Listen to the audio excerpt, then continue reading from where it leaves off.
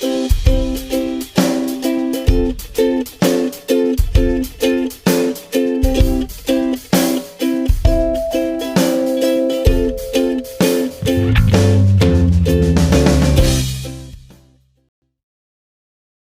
queridos, tudo bem com vocês? Eu sou a Lara, eu tenho 15 anos e é a minha primeira vez ministrando, então se eu falar alguma coisa errada ou se eu ficar nervosa, não tem problema. A gente vai falar sobre a diferença da lei e da graça. Em João 1, do 16 ao 17, vai falar um pouquinho sobre a diferença. Todos recebemos da plenitude, graça sobre graça, pois a lei foi dada por intermediário de Moisés. A graça e a verdade vieram por intermediário de Jesus Cristo. A lei, ela apontava para o Messias, e ela foi dada por Moisés para revelar o pecado. Ela também foi feita para ser cumprida através de obras humanas. A graça atua exclusivamente para Jesus. Em Gálatas 2,16 vai falar sobre isso. Sabemos que ninguém é justificado pela prática da lei, mas mediante a fé em Jesus Cristo. Assim, nós também cremos em Cristo Jesus para sermos justificados pela fé em Cristo, e não pela prática da lei, porque pela prática da lei ninguém será justificado. A fundamental diferença. Em Romanos, ele vai falar sobre a fundamental diferença. Romanos 3, 21. A diferença é que a lei justifica os homens, e a graça concede a justiça ao homem através de Jesus. A justiça de Deus é manifestada pela fé em Jesus Cristo, independentemente das obras da lei, em Romanos 3, 21 ao 28. Se quiserem abrir para ler. Mas agora, sem lei, tem-se manifestado a justiça de Deus, que é atestada pela lei e pelos profetas.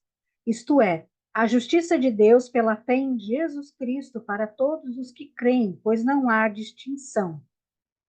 Porque todos pecaram e destituídos estão da glória de Deus, sendo justificados gratuitamente pela sua graça, mediante a redenção que há em Cristo Jesus, ao qual Deus propôs como propiciação pela fé no seu sangue para a demonstração da sua justiça e por ter ele, na sua paciência, deixado de lado os delitos outrora cometidos, para a demonstração da sua justiça neste tempo presente, para que ele seja justo e também justificador daquele que tem fé em Jesus.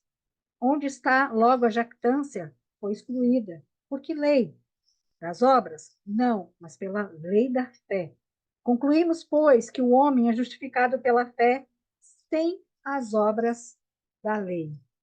No 24, eles dizem que a gente é justificado gratuitamente por sua graça.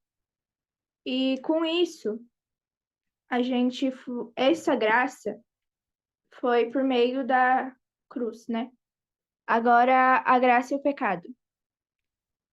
Romanos 6. A graça não permite viver no pecado. Leva a um maior comprometimento com Deus. A graça liberta do pecado e capacita para viver na vontade de Deus.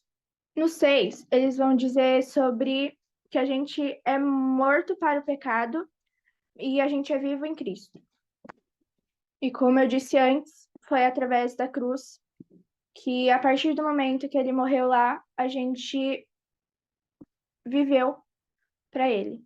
E a partir do momento que a gente aceita ele, a gente vive nele. Que diremos então? Continuaremos pecando para que a graça aumente? De maneira nenhuma. Nós, os que morremos para o pecado, como podemos continuar vivendo neles? Ou vocês não sabem que todos nós, que fomos batizados em Jesus Cristo, fomos batizados em sua morte? Portanto, fomos sepultados com ele na sua morte,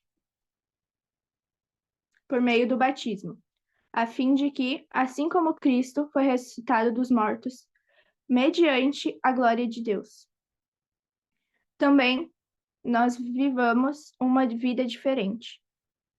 Se dessa forma fomos unidos e nele a ele na semelhança da sua morte, certamente o seremos também na sua semelhança da ressurreição. Pois sabemos que o velho homem foi crucificado com ele para que o corpo do pecado seja destruído, e não mais sejamos escravos do pecado. A conclusão é que a graça de Deus em Cristo nos abençoou e sacrifica, afastando-nos dos pecados e guiando-nos à vida eterna. Alguém quer dizer alguma coisa? Eu posso comentar? Pode. Então, na verdade, a lei, ela aponta o pecado, ela veio para mostrar o pecado, certo? Amém, igreja? Amém? E o que significa isso? Significa que tem um padrão agora, um padrão moral. Só que nós não dependemos da lei para a salvação. Porque se a gente tropeça numa vírgula da lei, a gente tropeçou em tudo. Veio Jesus, então, morreu por nós, ele morreu por mim, morreu por vocês todos que estão aqui, para que nós, se crêssemos nele, recebêssemos a salvação. Só que ficou um pouco mais difícil agora com a graça, gente. Antes era só a lei, né? Aquele que for pego em adultério, pecou. Agora, aquele que pensou alguma coisa em relação a outra pessoa, já cometeu um pecado. Entende? Ficou um pouco pior. Mas nós estamos sendo o quê? Transformados, nós estamos sendo purificados para viver conforme o caráter do varão perfeito que é Jesus Cristo. Amém? Glória a Deus pela graça, porque senão todos nós não estaríamos juntos com o nosso amado. Amém? Muito obrigada, viu, Lara? Glória a Deus. Muito lindo. Estava muito bom. Amém? Agora nós vamos fazer uma parte muito linda que foi estabelecida pelo Senhor Jesus. Amém, queridos? Peguem, por favor, o seu pão.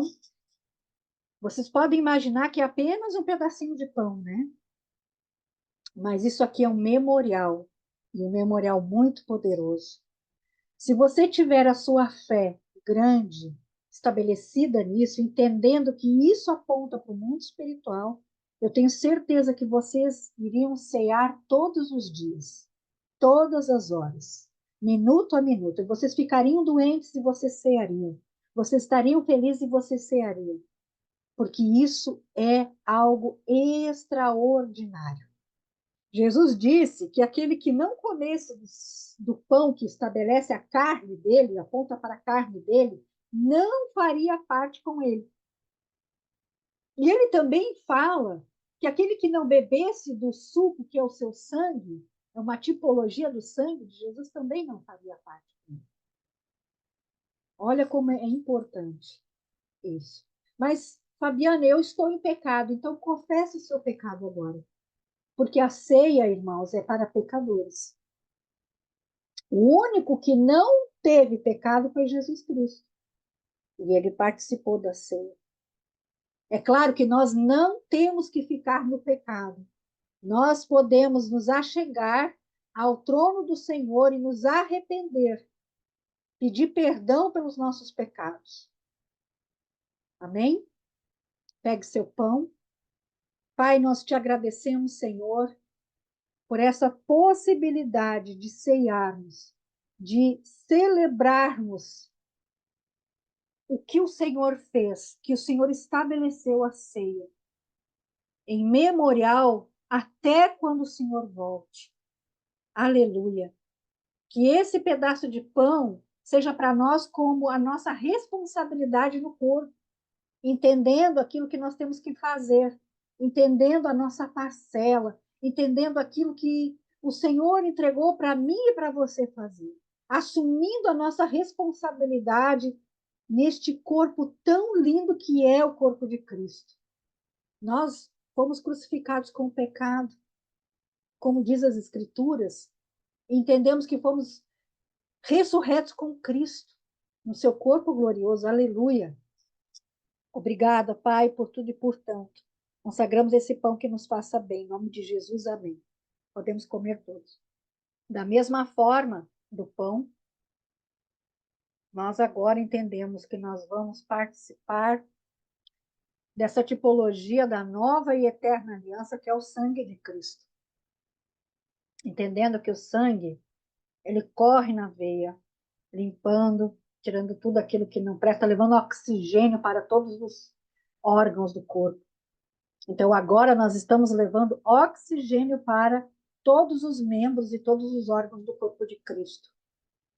Agradecendo essa oportunidade de participar da ceia. Agradecendo por tudo e por tanto, pela sua bondade, sua rica misericórdia, pela graça que nos alcançou. Maravilhosa graça que nos alcançou.